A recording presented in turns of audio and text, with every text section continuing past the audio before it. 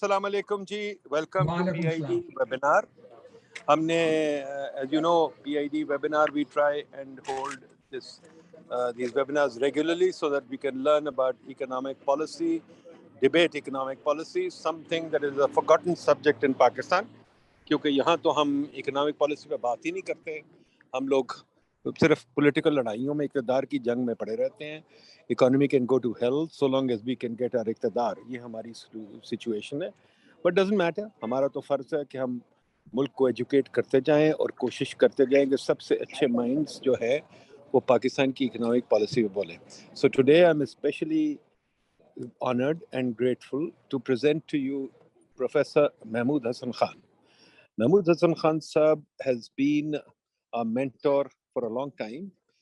MashaAllah, he's been, we've had the occasion of having him at PIDE. He's been an advisor to PIDE for the last 50 years.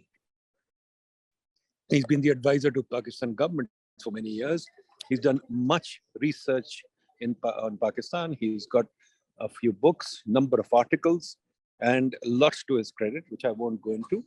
But he's a well-known name in Pakistani academic economic circles and probably an authority on Pakistan's agricultural economics.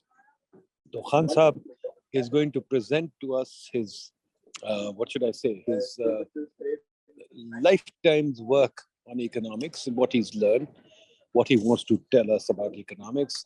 I asked him to give us the juice of his wisdom on economics, to give us a whole agenda of research for agricultural economics, and tell us how is it that we can get out of this mess that we seem to be stuck in for 75 years.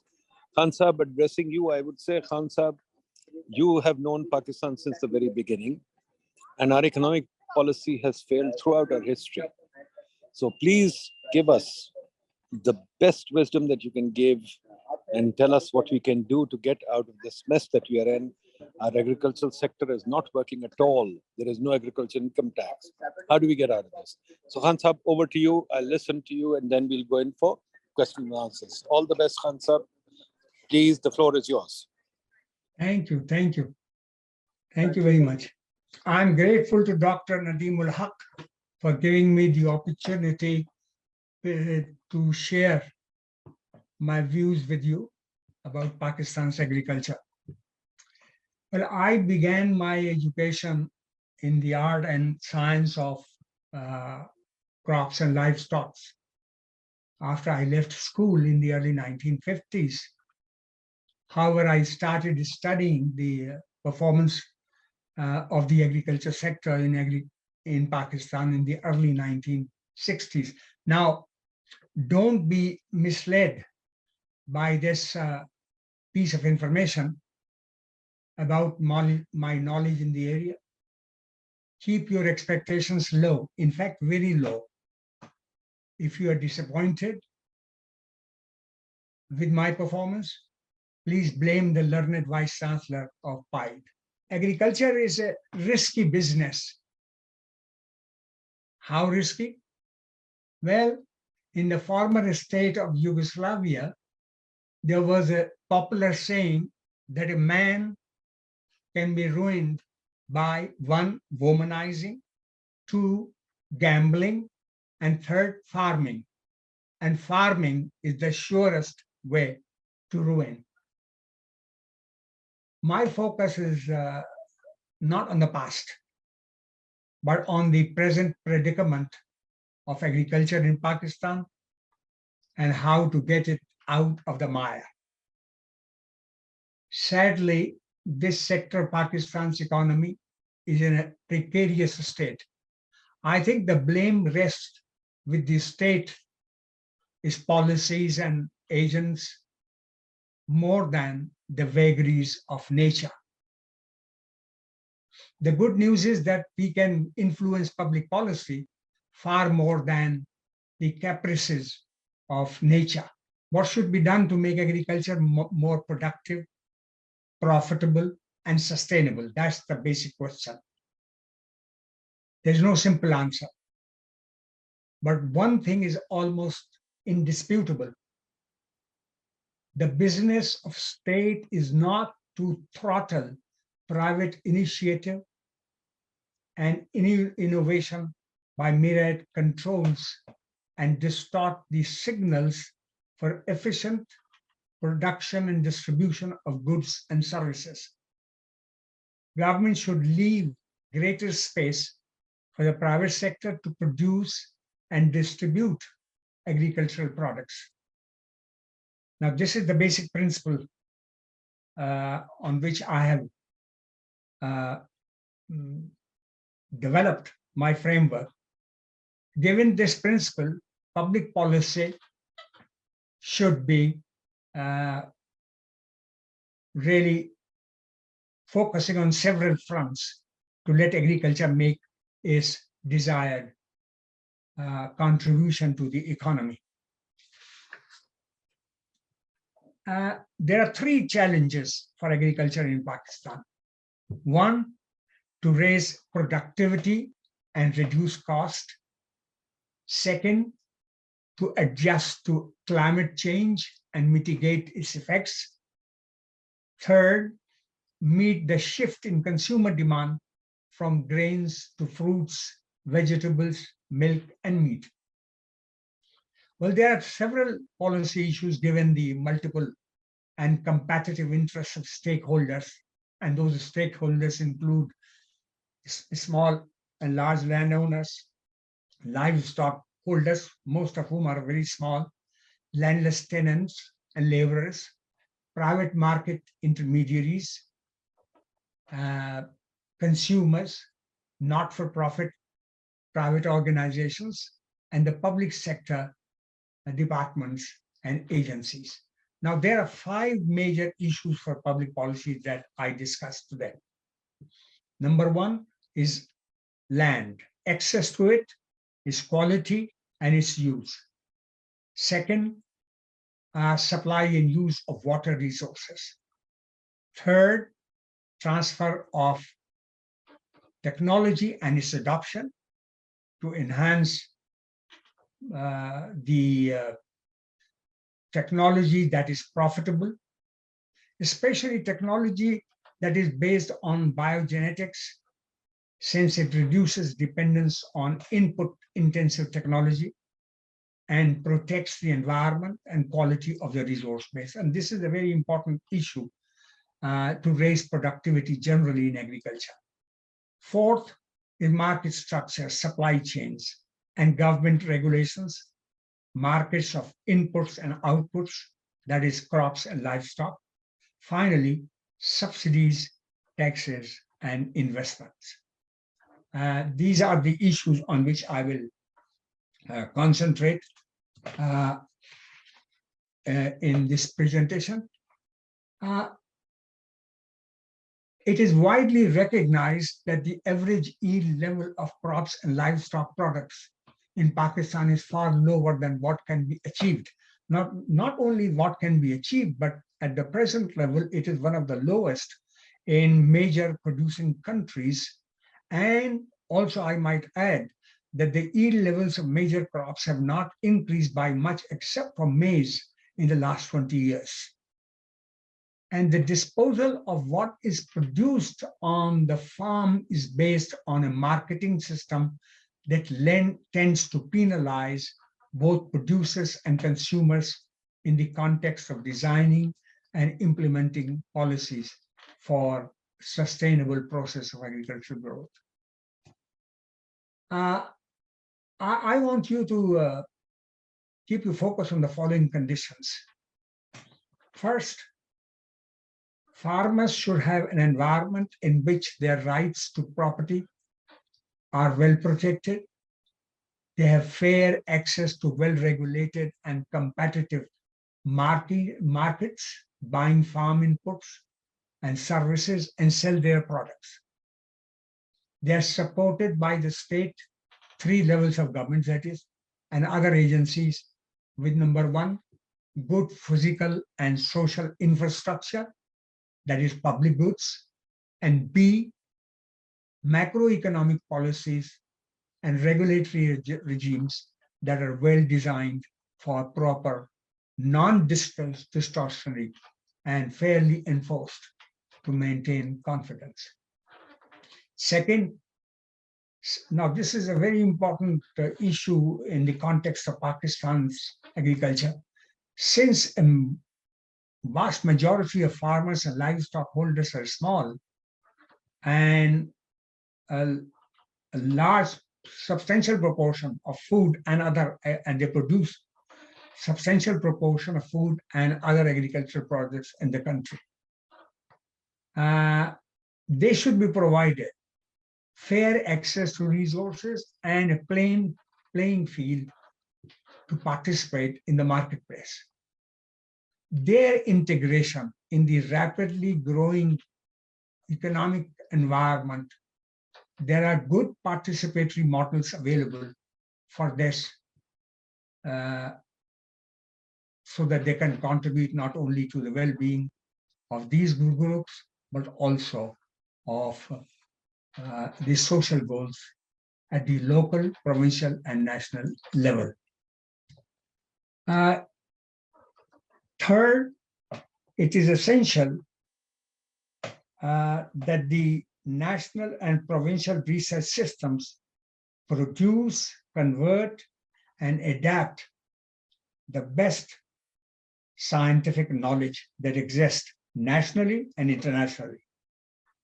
Fourth point is that the stock of tested knowledge and technology should be transferred to farmers and holders of livestock in packages that raise the efficiency levels of their resources and farm profits. Profitability of new technology is the ultimate test of how well it is adopted by ordinary farmers, given their conditions and resource constraints. Needless to add, farmers, no matter how small or resource constrained, are quite receptive to profitable technology, no matter where and how they happen to find it. Fifth, given the concern about environmental degradation, food safety and health the world over, and the more open and competitive international markets, it is essential, number one, to wean the farmers away from dependence on input-intensive technology and wasteful management practices, and two, put in place and enforce rules and regulations that maintain proper incentives for private initiative, innovation, investment, reduce space for rent-seeking, and penalize perverse behavior, that is pollution and free riding. Price distorting and inequitable generalized subsidies will drain public resources with high opportunity cost are not part of the emerging regime for international trade in agricultural goods. Government policy must shift from providing subsidies on farm inputs to investment and support for research and extension services, market infrastructure, and information, electricity, and value addition in crop and livestock production.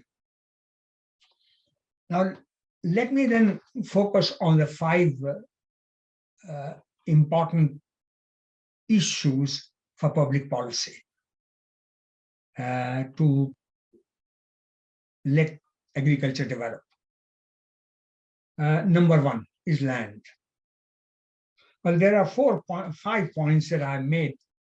One, access to land through ownership and tenancy can improve productivity and reduce poverty.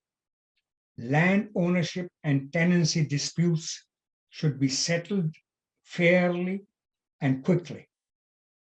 Legislate private property rights to the ownership of agricultural land, and enter into official record the title of the legitimate owner.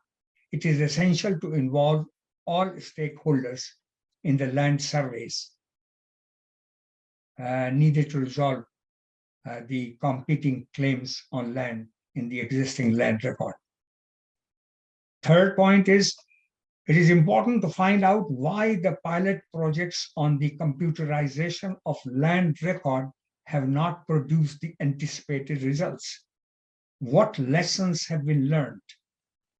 Once the digitized land record is completed, do away with the Patwari system in the provinces. Fourth, good farmland should be protected from its less agreeable alternative uses, especially around the periphery or close to the urban centers, by proper and comfortable and enforceable zoning regulations. The final point I want to make is protection of land quality should be high on the policy agenda. Change the distorted price signals and similar policies that encourage farmers to use the input-intensive technologies. We know now that zero tillage, green manuring, composting, and crop rotation help improve the structure and fertility of soils. Now, second issue is about water resources. Pakistan is one of the most water-stressed countries in the world.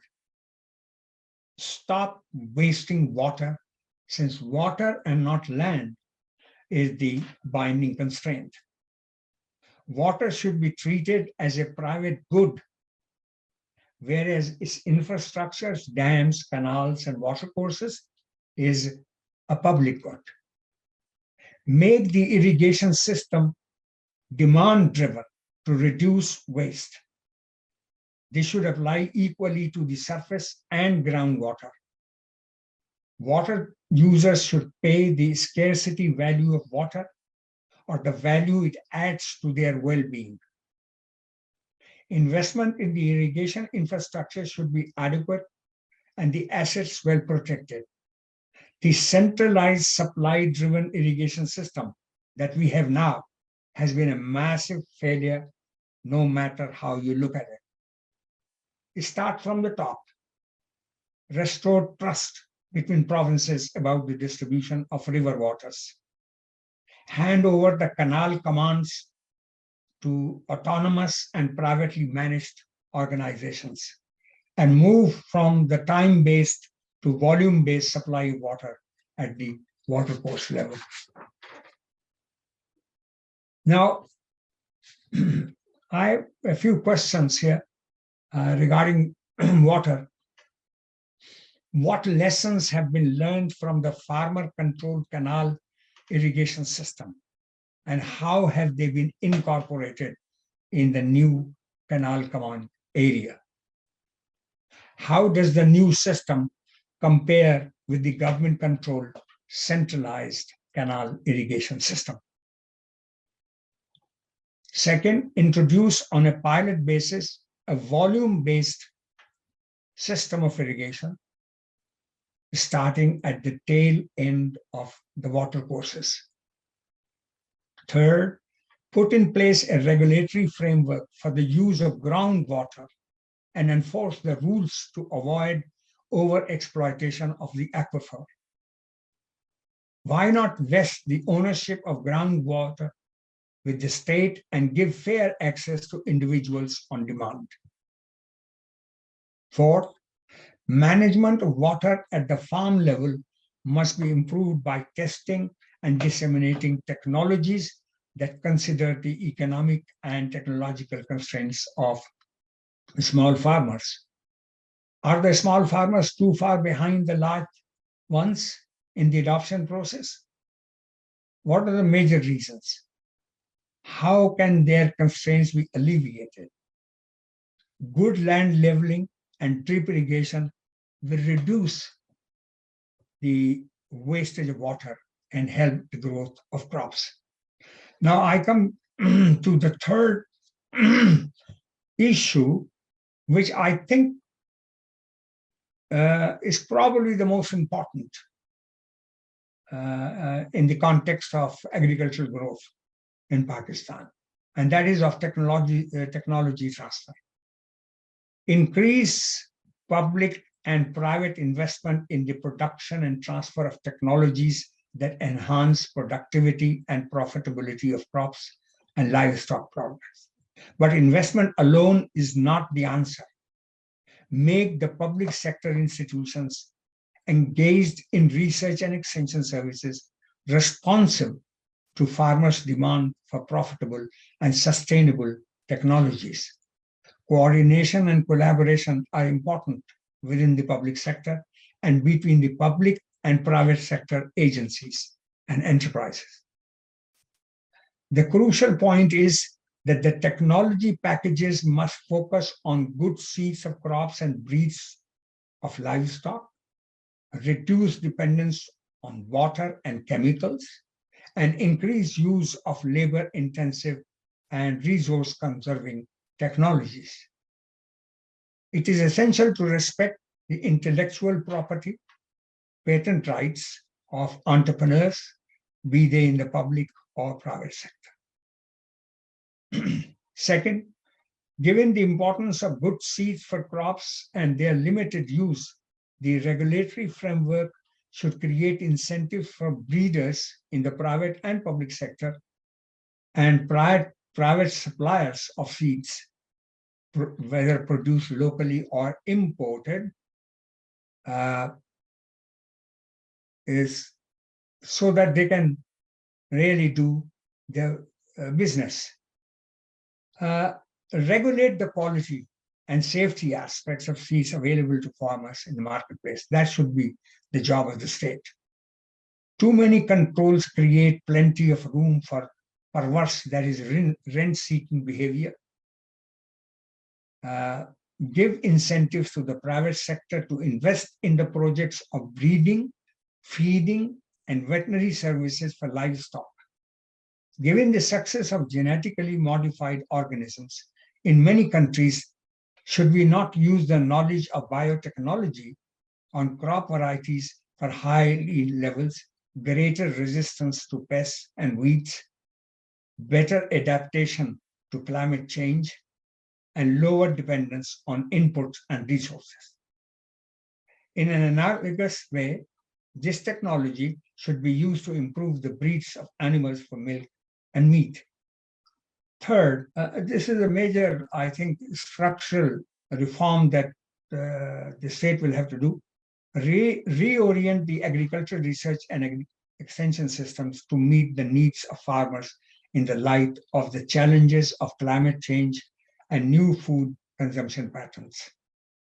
Borrow and apply the best methods and practices used in similar circumstances elsewhere. Invest in farmer field schools to enhance literacy and numeracy. It is well known that education makes a significant difference to farm productivity. In addition, the curricula for schools in rural areas should reflect the practical importance of farming to reduce youth alienation and migration. Also, invest in creating non-farm skills which can help the landless improve their well-being. Since good research and extension services are important for the growth of a productive agriculture and farm income, and given the widespread doubts about the effectiveness of the existing agriculture and research and extension services, it would be interesting to estimate the rate of return on public sector investment in these activities. Has the service been what the public money spent on it? Fifth, how can or should the universities, provincial research and extension establishments, and the private sector improve their collaboration to develop synergies? Six, the attempt to corporatize the provincial research institutes should be done with great care because of the unresolved issues about the transfer of assets and liabilities and the selection of research staff.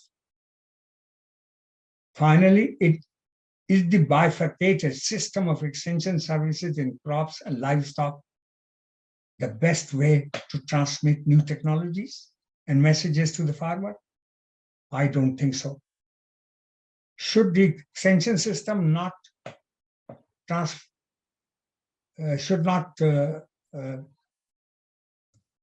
itself into a specialized service given by both the public and private sectors. Should the system not use a localized adaptive research method in which the service interacts with the farmer through focus groups, farmer field schools, village organizations, and so on, served by skilled professionals with the support of teams of research specialists? Why not move to a digitized information system between the specialists and farmers, as has happened in several countries, even in Africa? The fourth issue is of agricultural markets. Government should not control the input and output markets, but regulate them prudently. They should have no monopoly on mandis, markets for grains, fruits, vegetables, and live animals, and abattoirs.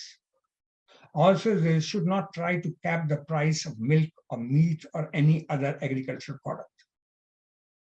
These intrusions are counterproductive and tend to encourage rent-seeking and perverse mafia-like behavior among the stakeholders. Let the private sector run mandis, abattoirs, and the rest, so long as the government does its job well. This will help reduce the number of intermediaries in the marketplace and their margins. Farmers and consumers will share the gains. The primary task of government should be to keep the markets competitive and protect the quality and safety of agricultural products, pesticides, fertilizers, and other chemicals.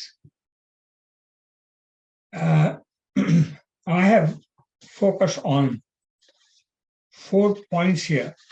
Number one, the government's monopoly on markets for agriculture should be terminated, and the private sector be allowed to establish regulated markets to reduce the number of intermediaries and their markets. The government should concentrate on providing a fair playing field to the buyer and seller and regulate the quality, grades, and safety of the produce. A similar approach is needed in the selling and buying of live animals and slaughter of animals. Government should not own the mandis for live animals and abattoirs, but regulate them well. Let the private sector do its business.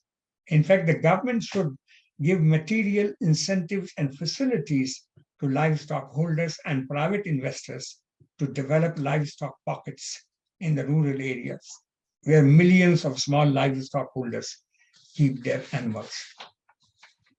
Third, government should not be capping the price of milk or meat in the urban areas, since it either raises the price or reduces the supply or encourage malpractices, adulteration, etc. Finally, government should not ban the movement of agricultural products across district and provincial boundaries. They lead to undesirable outcomes. Regulate foreign trade in agriculture through rationalized tariffs on both exports and imports, while maintaining the internationally required standards for product quality and safety.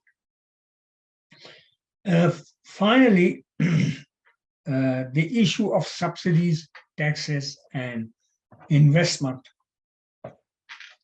Cut down on subsidies for farm inputs. They are private goods, since they tend to distort incentives and are unfairly distributed. They help misallocate resources and adversely affect the choice of farm enterprises. If necessary, provide targeted support to producers and consumers, but make sure that the leakages are minimized and incentives not distorted. But it is easier said than done. What most farmers, especially the small ones, want is easy access to capital, credit, from the institutional sources, provided the cost is not as high as from other, that is non-institutional sources. 2, do not transfer the agricultural surplus to the rest of the economy through insidious indirect taxes or price discrimination, but do tax income and wealth of farmers on the same basis as for non-farmers. Getting prices right will reduce the burden of indirect taxes on agricultural producers and create the necessary incentives for increased production and productivity. Finally, increase public investment for physical infrastructure in the rural areas and give fiscal and other incentives to the private sector to invest in transport, storage, cold chains, abattoirs, etc. Government should not create enterprises, corporations that is, that give little help to the private sector, but drain the government budget. I think that's all I just, during the discussion session, we can talk about information and data. That's the end of my presentation. And now the session is open to. Thank you, Khan Sahab. Thank you very much. Very, very interesting, very detailed discussion. Folks, raise your hands as you like, but let me ask Khan Sahab a few questions first. Khan Yeah, Sahab, go ahead. Go ahead, sir. The way I look at it, agriculture is the most confused sector I've seen in Pakistan. Yeah. I understand much of the economy, but I understand nothing about agriculture. And I must blame agricultural economists for that, because they've never clarified what agriculture is. Somehow, when I think of agriculture, I think of villages, I think of filth, I think of cows, and I think of badly cultivated land on which I can't walk. That's about all. But from what I hear from you, it seems to me the best way to study agriculture is to study it as a system. We tend to study it as fragments, sometimes water, sometimes this, sometimes that. So I'd like to understand from you 2 or 3 things. One is, why don't we study agriculture as a system? Why do we think of seeds as separate, cultivation as separate, and for water as separate? In fact, this is what the World Bank has done to us. We think of agriculture as a set of sectors, and some of those sectors don't seem to connect, but yet they connect, so we don't understand it. But coming to that, let me ask you 2 more questions relating to that. One is, agriculture is a very strange thing that I've seen, where all the people that I meet, many agriculturalists in my city, Lahore or Islamabad, I meet many people who say to me, when I ask them, what is your source of income? What do you do? They say, I'm a farmer, I'm a cultivator, I have land. So why is absentee landlordism so prevalent, even though we've had 75 years of development? So let you answer these 2 questions, then we'll move on. The first question is that agriculture should be treated as any other sector of the economy, industry or services and so on and so forth. Agriculture should be treated as an industry. And one of the important things that helps improve agriculture is to look at it within the context of a farming system approach. That is, you do not look at these different parts of agriculture independent of each other. For instance, livestock and crop production are integral part of a farming system. Unfortunately, in Pakistan, we have never treated them as integrated part of one system. We always talk of livestock separately from crops. Within the crop sector, we do not look at them as interdependent users of land and water and other resources. So for instance, we do not talk anymore of crop rotations. Crop rotations are very important to understand the interdependence of crops, the resources they use, and also crop rotations help build the quality of land and improve the productivity of crops as well.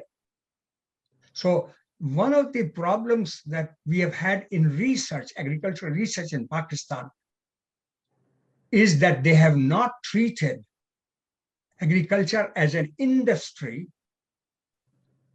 and also have not treated these crops as interdependent, part of one system, together with livestock. If you look at the research system, it always focuses on individual crop, wheat, maize, sugarcane, cotton, and so on and so forth, and fruits and vegetables. But they are really part of one system. They are in which they are interdependent and compete with each other for resources, land, water, and so on and so forth. That is my response to your first question. The second question, I have written more than probably anyone else on the unfairness of our tax system, where it allows farmers, especially rich farmers, people who can pay taxes, not to pay tax on income and wealth. Well, they always argue that in the Constitution, it is the provincial government who have only the provincial government have the authority to tax agriculture in whatever form they think it is proper. And the federal government does not have the power to introduce a tax on agricultural income. Now, that is absurd. You can make an amendment in the Constitution. It was during the colonial period that agriculture was a provincial subject. But incomes earned from agriculture, many people are hiding their non-farm incomes into farm activities and reducing their tax liability. It is scandalous. It is one of the few countries in the world where income from farming is almost totally exempt from any tax. And the government goes after agriculture in a very perverse way, an indirect way of taxing through price discrimination, through controls on imports, taxes on imports or taxes on exports, and so on and so forth. So I'm totally I'm quite disappointed that successive governments have failed to address this issue, that there's tremendous amount of revenue in the untaxed income from farming. Okay. I hope I have addressed partly. We'll come to it. Let me bring in Dr. Manzoor. Dr. Manzoor is a great trade policy expert, former ambassador WTO. Dr. Manzoor, go ahead. Thank you, sir. One other assignment I had, I worked for FAO for a couple of years. My question is to, I think Dr. Saab said early on that the only crop that had substantial productivity is maize. And I was wondering, could it be because government didn't interfere anything in maize? Otherwise, for wheat, they have this sport price. For sugar, they control everything. They have their footprint everywhere. But maybe maize was a more recent crop and they left it on its own. And so, you know, whatever in the private sector, the productivity increase. Or maybe Dr. Saab could give another reason why just one crop and not other crops. Yeah. One of the reasons, I think this may be one factor, but there's another factor. First of all, maize is not a very important crop in Pakistan.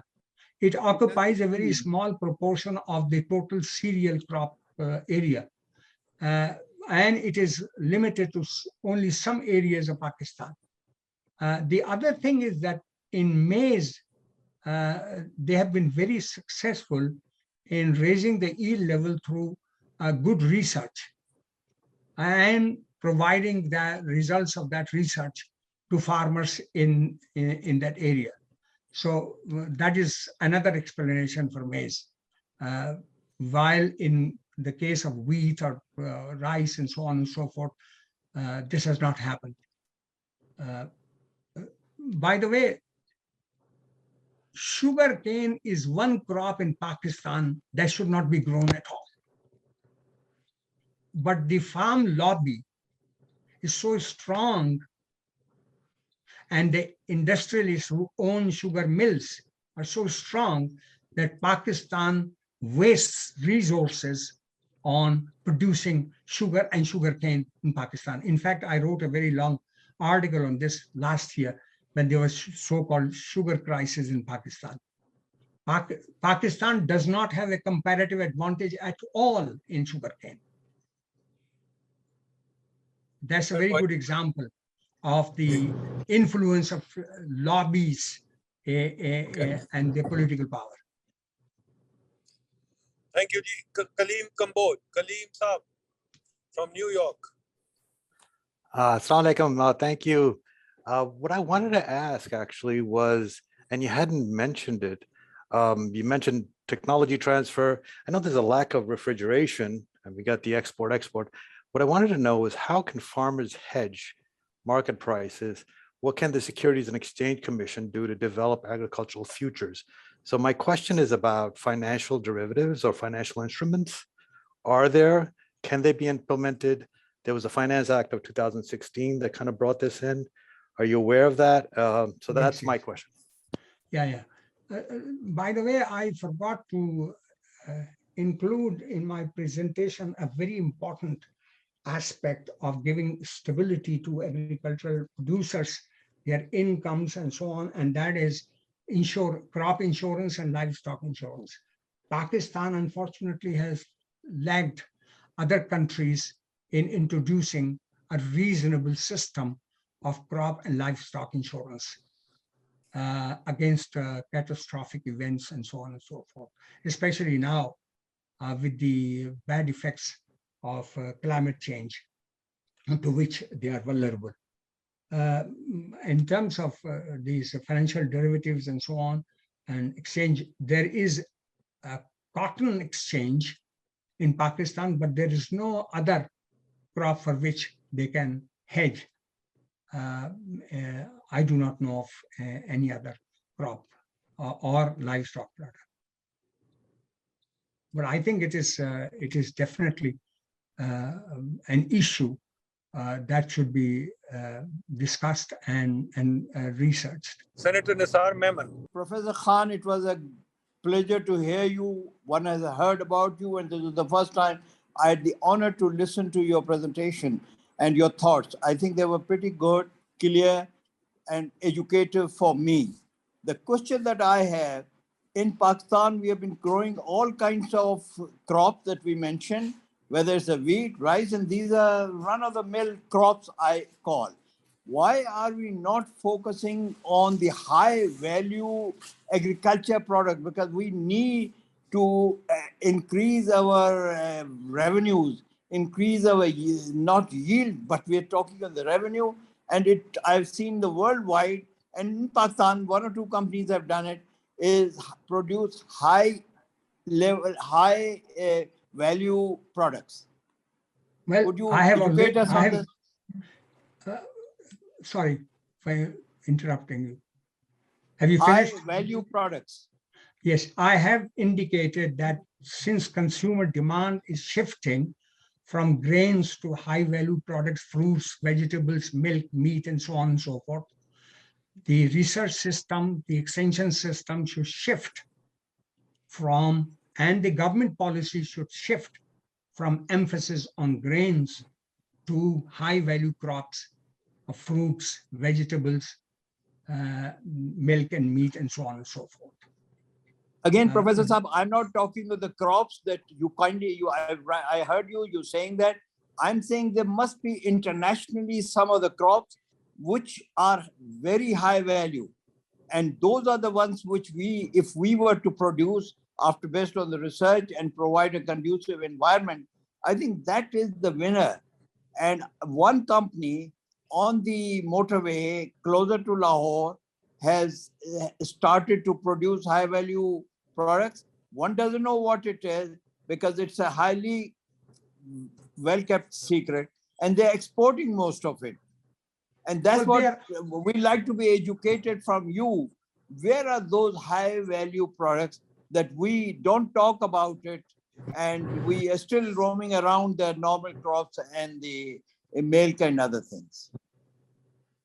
By the way, my knowledge is quite limited about these niche industries. For instance, I know personally that citrus fruits from Bhalwal are being exported. They are of very high quality, or mangoes from Sindh, or strawberries from some areas are being exported as well. Now, there are pockets of these new crops, high value crops that are being adapted to the climate and resource conditions of Pakistan. But, Okay, thank you, Professor Saab. Thank you very much. Fine.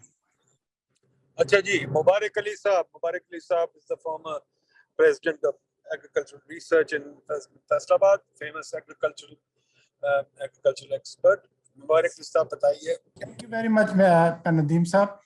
Continuing to Maman's questions, I think we are stuck up most of our research just on the production side of the crops, and that's also only on major crops. Yeah. And the main philosophy of today's lecture is also mainly on the farm side aspects of the crops also. So I think we are ignoring very important aspects of the value chain development, diversification of crops with high value crops, and the value chain development of those important niche crops, like, for example, citrus and mangoes. We have to carefully analyze what are the major problems at the value chain levels and why we are not able to meet the international demands in those high value crops, especially like, for example, citrus and mango. I just wanted to mention that I have analyzed about 20 crops which are being exported from Pakistan, mainly fruits and vegetables, and we are failed to get even just the average international prices in any of those crops because we are not meeting the quality demands of those crops. That's mainly because we fail to address the value chain issues of most of those crops. So I think we need to move our thinking just from the farm level to the value chain levels. Thank you very much. Abedullah Saab. Thank you very much. It's really a wonderful presentation. So I just would like to point about the irrigation price. Without, putting the proper water pricing, we cannot really shift towards water saving technology. And other, as Dr. Mahmood mentioned, that why we are growing sugarcane, because water is free and water is one of the major input in sugarcane. So as long as we put the proper water pricing, we cannot shift from or towards more efficient cropping pattern. Thank you very much. Now that we can adopt. May I say one thing? Ji. At my age, I have the following to say. वो गालिब का शेर है, हो गई गालिब बलाएं सब तमाम, हो गई गालिब बलाएं सब तमाम, एक मर्गे नागहानी और है. ये खान साहब ट्रांसलेट करते हैं प्लीज मेरे लिए. आपके लिए. अच्छा, वो ये है कि दुनिया हो गई, गालिब कह रहा है अपने से बुढ़ापे में जाकर के जब मरने को था कि मैं सारी दुनिया की तकलीफें मैंने बर्दाश्त कर ली, हो गई गालिब बलाएं सब तमाम, सब खत्म हो गई जो बलाएं मुझ पर आई थी, एक मर्गे नागहानी और है. एक अनप्रिडिक्टेबल जो चीज है वो रह गई है. खान साहब, मैंने बड़ी दफा आपको कहा है ना कि we both did the same mistake, कि वो कहते हैं ना जंगल में मोर नाचा किसने देखा. मैं कहता हूँ कि हमने एकेडमिक्स यहाँ क्यों की, because the jungle है without academics. Anyway, let me come to another question, Khan Sahab, which is very important. Please tell me, why do we have park and narc in Islamabad? Should there not be in an agriculture area? Why? Precisely. No, this was established by Mr. Amir Muhammad, Dr. Amir Muhammad in the Zia regime. And I asked him, why are you establishing these centers in Islamabad where the problems are in the provinces. So they drained the provincial resources to establish these institutes in Islamabad, NARC and PARC, in the early 1980s. A So lot do you of money think was spent, and human resources were drawn from provinces. And in fact, when the problems are in the provinces, in the rural areas, that's where the institute should be. You should go. Why don't you visit a few of the research stations or institutes in the provinces and look at the terrible condition in which they are working? Unbelievable. so do you think And by the PARC way, could you please ask some of your talented researchers to find out what, if any, return has the agricultural research and extension system given to Pakistan? Good question. Very good question. Abdullah Saab, please note, this is a great question. We must research this. We must come out an evaluation of the agricultural research system. But Khan Saab, do you think PARC and NARC should be abolished now? They should be. Okay, They should fair be. enough. Next question, Khan Saab. Please tell me, there is a lot of talk of land reform, and many thinkers say, in fact, the new guy who's written on China, we got him to do a webinar for us too. I've forgotten the guy's name.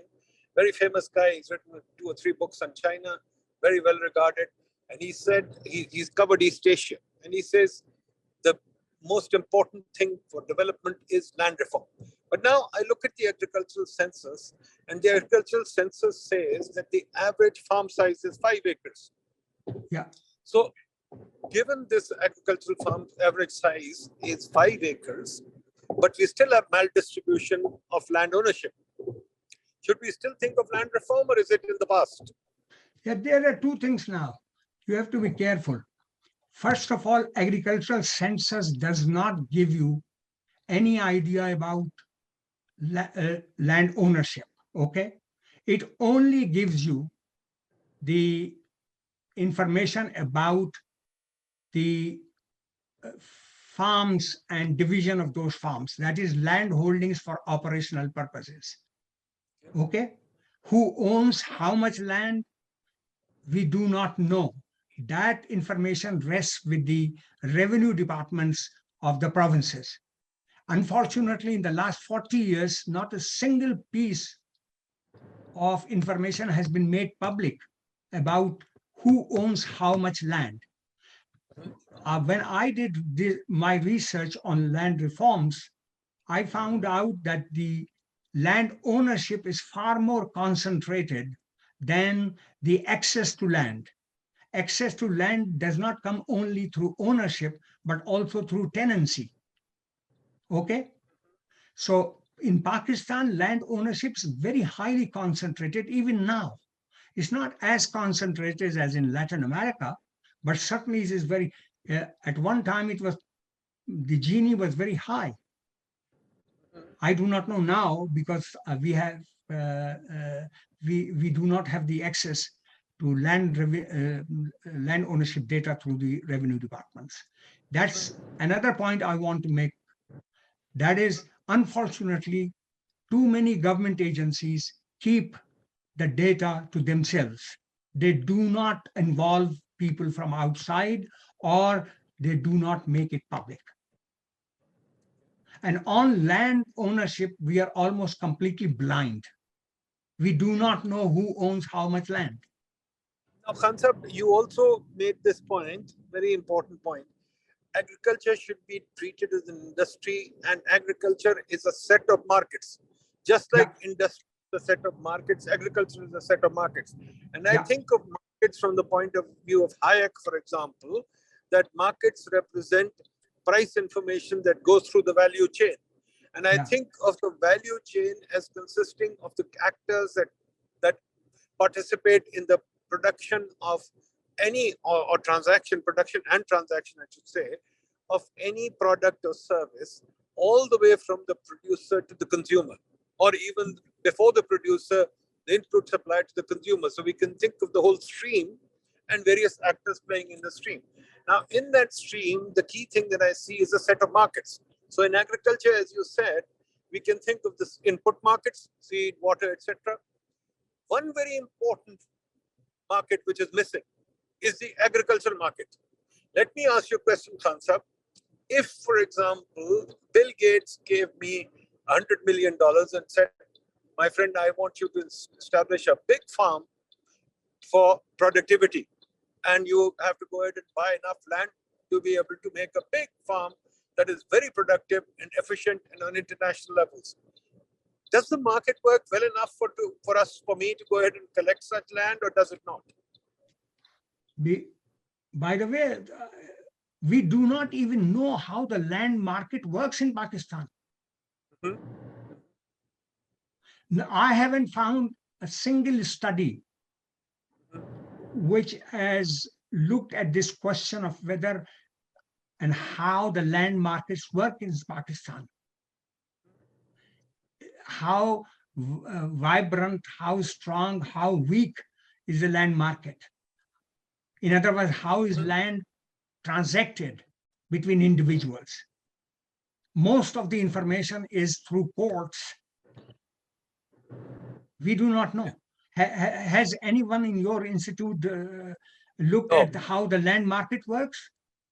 Nobody wants to look at it, and they find it very difficult to do. So if you can direct people to do it, I'll give you a couple of students, get them to do it. Yeah, I mean, we do not know at all how the land market works. So can you imagine, Khansa, between 75 years and we still don't know how the land market works? Let me ask Professor Mubarak Ali. Mubarak Ali, sir, do you know how the land market works in Pakistan? We compare the land transactions in Pakistan compared to, let's say, in China. There are very few land transactions happening in Pakistan compared to other countries, which means land market, first of all, is very thin. It's not as vibrant as in other countries. And the reasons are, it's controlled by big landlords, and it's a political commodity. It's not it's not truly an economic commodity. So I think very clearly what we found out is that the land transactions are very, very few compared to in other land vibrant countries. That's what I know about the land markets in Pakistan. Has anyone really published this study? No, I don't think so. Acha Khan Sahab, another question. Let me bring you to another question. And Mubarak Ali Sahab, you please answer that also after this. We also don't know anything about the storage market. What is the storage market? If PASCO still exists, for example, both of you, should PASCO now go into history? Should we have government storage of land? We saw what's happening in storage. Agricultural storage is a disaster, especially wheat storage. And wheat storage means that much of the wheat goes waste. What about storage? Do we have a study on storage? Yes.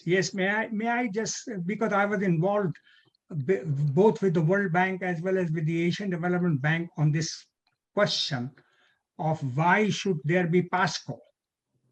PASCO, these agencies have been asking the government of Pakistan to fold up PASCO for the last 40 years and have failed to get through. Number two, we know that very few studies have been made of storage, except for some studies which were made by IFPRI on grain storage, especially wheat storage, and how inefficient the storage system is. Because one of the things that in Pakistan, in these most of the private sector storage is limited on a small scale because they do not have the incentive to invest in storage at all. The market system, unfortunately, does not provide the incentive to them to develop storage, whether it is grain storage or cold storage or any other kind of storage. Okay. Fair enough, fair enough. Mubarak Lisa, what do you say? Yeah. Oh, okay. Yes, you're right. I think few studies have done on storage by IPRI, and that's on grain storage. One reason of not having incentive in storage is because prices are controlled. So there's very little difference between the, for example, in wheat, very little difference in the farm gate prices and the market prices.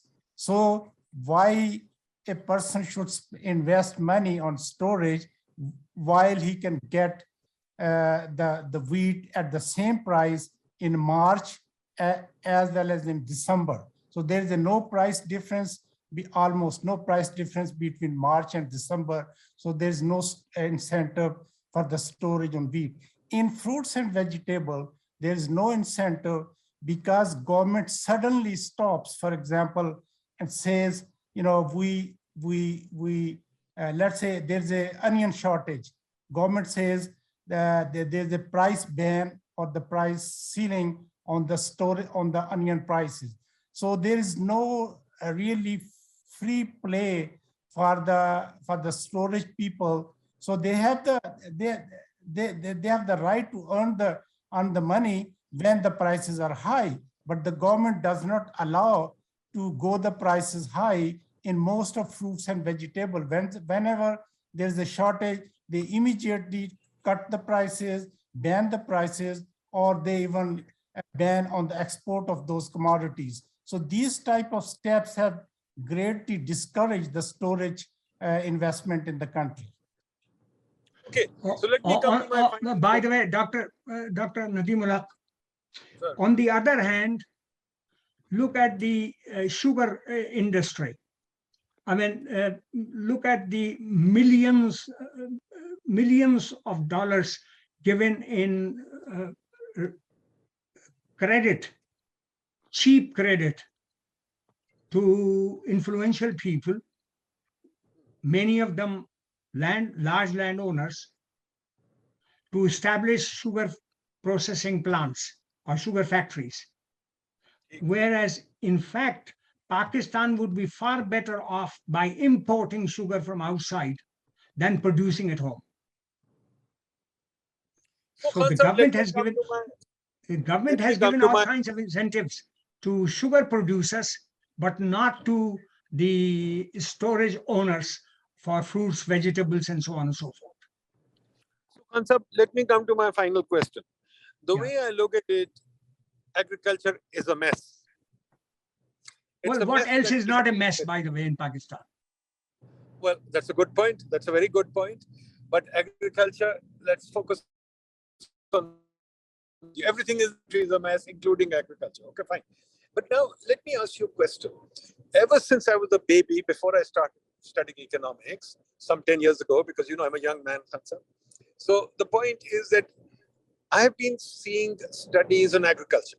And I've been seeing everybody yell themselves hoarse that agriculture is the future of Pakistan. And I've been hearing about exporting agriculture, as you and Mubarak Lisa both have said. However, I must remind you of Khalid Hassan's famous article and book called Give Us Back Our Onions. I say, give us back our mangoes. We've got very low quality mangoes this year. But that's besides the point. Let me go ahead. Khansab, I've seen these studies. So many studies have been done. You've done them. And in particular, the donors have done a lot of studies. For example, IFPRI's name just came up. IFPRI has been given $150 million by USA. And what have they added value to? Our entire university system doesn't have $150 million. Secondly, for example, look at that. International Irrigation Management Institute has been made in Lahore. International Water Management Institute has been made in Lahore. All our irrigation engineers left and went there. We had great irrigation engineers, and our irrigation system is now without engineers. So I asked you the question, please tell me, what do you think of the role that donors have played? They've been advising and making policy for the last 75 years, ever since Gus Papanek came in, and then Steve Geisinger, and then so many people came in, IFPRI, and so many IWMI. So what do you think of the role of donors? And is it possible that one reason our research, I keep arguing from the PIDE panel, that we suffer because the donors dump on us, because we don't have the room, the donors take the room for policy making. Donors are held in high esteem by the government and not our institutes. So can you please answer? One thing, if we read economic history in the context of development of countries' economies, then two things are clear, that in the initial stages of development, agriculture must and always plays a very important role, because it is through agricultural surplus by which industrialization has taken place, whether it is in Japan or England or the United States or any other country for that matter. So in the initial stages of development, agriculture, and therefore the focus in the initial stages should be on improving the productivity of agriculture rather than just using it as a milking cow. So agricultural surplus, yes, to be transferred to the rest of the economy, but not at the expense of the productivity of that sector. Unfortunately, in Pakistan, we have not emphasized the productivity side of agriculture. That is the use of resources more efficiently, and also we have not emphasized as much on diversification of the agriculture sector itself, movement away from grains to fruits, vegetables, milk, and market. So that is one thing. Second, that history also tells us that as economies develop, the role of agriculture goes down. I mean, look at America or England for that matter, or even Japan. Very small proportion, 2% of the population, or sorry, of the labor force is producing agriculture products. And agriculture products are a very small proportion of GDP. And so is the case in many developing countries. As time passes, agriculture, the role of agriculture goes down, not up. The important point is in Pakistan, unfortunately, we still have 40% of the labor force, or 45%, engaged in agriculture, and a very unproductive agriculture. We have some of the lowest yield levels of almost all crops. There may be few exceptions compared with countries like China or even India or Egypt and so on and so forth. So the emphasis in Pakistan should be not on what agriculture will do in the future. What is important is how agriculture can be made more productive, better user of resources of the economy. Okay? And by the way, these international agencies have been definitely guiding the research and policy agenda of these countries because they have leverage. They have money. Money speaks. Okay? So for instance, your own country in Pakistan, if two people are sitting in the same room with a minister, one is a World Bank representative and the other is a Pakistani researcher or policy analyst, it is the World Bank representative who carries the day or the weight with the minister rather than the local researcher. The tragedy of inferiority complex in Pakistan. Well, that is quite common, by the way, in many countries. I first of all agree with Khan Saab's comments that in Pakistan, emphasis is not on productivity. You know, the total factor productivity in agriculture in Pakistan is almost stagnant for the last 30 years. So there is little change. So all the output increase, whatever we are seeing, is input driven, not technology driven. So that, you know, I mean, and that's mainly because of the weakness in agriculture research. So if you were talking about estimating the rate of return on agriculture research. But if we look at the major crops like wheat, rice, and sugarcane, there is a significant increase in productivity, but there is almost none in other crops. So in terms of the total factor productivity, there's little change in the country. And that's why we need to emphasize on more high value crops and change our shift from the major crops towards the high value crops.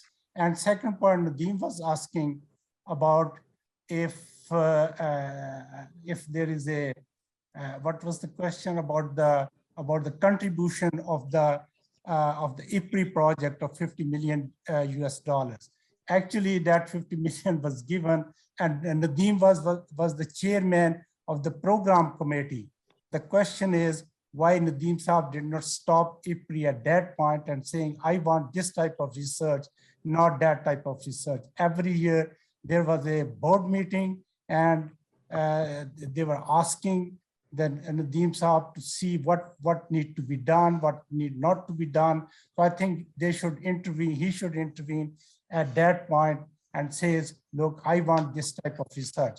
I know one or two major contributions of IPRI research in Pakistan. First is IPRI was the first one who stopped the rationing system in Pakistan. You know, there was a lot of resource drain in the food rationing, and they made a study and showed that it's not worth it. The resources are not going to the poor. It's all going to those ration peoples. They were selling those food in the open markets and type of thing. So Sartaj Aziz listened to their argument and stopped the rationing systems. In this $50 million project, they have published a book. There are very good research papers in there, but then they have lost the interactions between the researcher and the policymaker. For example, I was one part of one study where we found out that there's that all the subsidy on fertilizer is going to fertilizer manufacturers, not to the farmers. And there is 100 billion rupee subsidy on the gas being provided to the fertilizer manufacturer, and they are providing us the fertilizer prices. Mubarak sahab, मेरा सवाल थोड़ा different था. मेरा सवाल ये था. Let me explain my question. My question was that there is so much research done by the World Bank, FAO, IFAD, and so many agencies, as well as IFPRI. IFPRI is not an international agency, it's a consulting firm. It's a consulting firm. It takes a lot of money to do some work. And I don't agree with you, the rationing study was done by IFPRI. It had been done by PIDE, and IFPRI copied it. Same thing on the fertilizer study, we've done it. But that doesn't matter. The point is, what the international consultants, of which IFPRI is just one part, there are many of them. Have they added value to Pakistan, or have they hurt our research? That's the question. Yeah, I fully agree with you. They did not give the value of the money provided to them. You know, and that may be mainly because the dislink between the researchers and the policymakers. You know, in fact, Pakistan, policymakers are not, you know, policies are not based mainly on analysis. It's just people's own perceptions, sectors' own perceptions.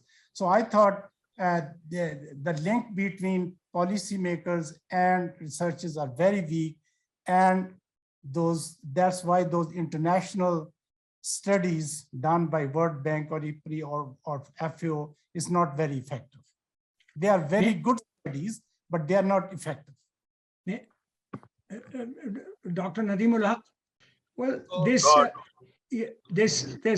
this point that there is a gap between policymakers and researchers is simply, I can easily explain, and that is a political economy question. Who holds power? For instance, in Pakistan, the lobby for sugarcane and sugar is so strong that no amount of research is going to change the position of that industry. Study after study has shown that sugar cane should not be grown in Pakistan. Study after study has shown that sugar processing in Pakistan should not be done. Pakistan would be far better off importing sugar and using those resources for more profitable and more productive enterprises.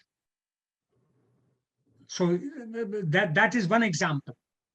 There are several other examples. For instance, studies have shown that government corporations like PASCO have drained government resources and have benefited only some groups in the society at the expense of others, common consumers and farmers.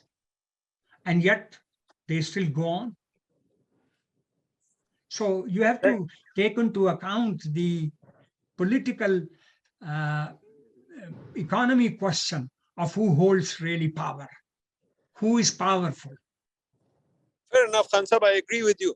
But just in closing, tell us, you have been friends with all the major policymakers, especially as far as agriculture is concerned. Yes, Sardar Aziz, Amir Muhammad Khan, Shoaib Ji. Sultan, all those people have been your friends.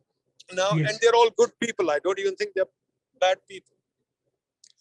Why is it that they did not appreciate local research and come up with any reform ideas? Well, one of the problems with local research is that unfortunately much of that local research has not been of great quality. That's the first thing. Second, they did not make that research improve or improve its quality. I definitely blame Amir Muhammad Khan on that. Sartaj Aziz did, I think it was Sartaj Aziz who commissioned a large-scale inquiry about agriculture sector and its future in Pakistan. And there's a lot of talk about research, a lot of good talk about research. But if you go out in the field and look at the quality of research and the output of that research, you wonder whether that money has been well spent, whether it is worth really taking into account in policy making. That is the tragedy. I urge you. Thank you, Khan Sahib. Thank you very much. I urge you to go out of Islamabad into some of these small institutes, research institutes in the provinces, and see what they are doing. By the way, thank you, Khan Sahib. I will take you up on that. I'm grateful again to you. Khan Sahib, we'll keep calling on you, and inshallah we'll get you to talk again. It's been wonderful. Always a pleasure to talk to you. Must see you in Pakistan sometime soon. Thank you so much again, and thanks for all the people who have participated in it. Bye-bye. Okay. Bye-bye. Khuda Hafiz. Khuda Hafiz.